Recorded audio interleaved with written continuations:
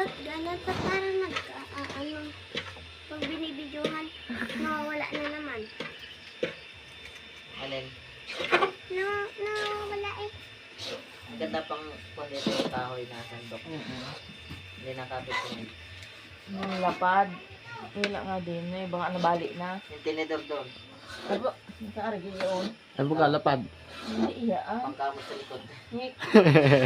Sa bahay ako meron kayong sandok na kahoy. Binili ko talaga yun sa bayan. 10 piso lang naman ang isa eh. Ay, kahoy. Oo.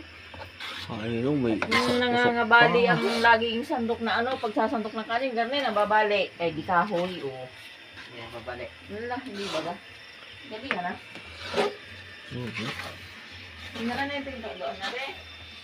Oo. Kailangan hindi sa akin tayo. Gising.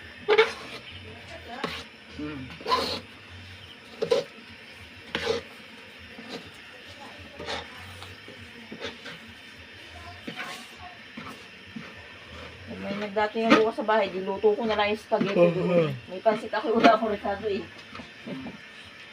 Spaghetti na lang. Spaghetti na lang, wala rekado ang pansit ko. Hindi,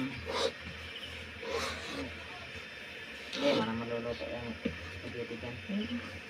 Puro handaan. Parang dadami lang mapapanis, sayang. Pupunta lang sa kapitbahay. Lagi lang yung kaldero.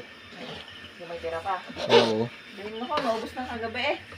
Pero doon sa palabunutan sa amin. Sabi kaldero at makapasok doon sa loob. Kapag dalang ulam mo. Hindi ba lang nabunod? Hindi na bunot. Hindi. Christmas custard. Na nabubunot yung matatagal na doon. Maganda sa kampanya, may grocery ka pa pag ano. Pasko. Meron din naman sa aming grocery din. Kakunti. Anong grocery lang? Isang spaghetti, kalahating dito.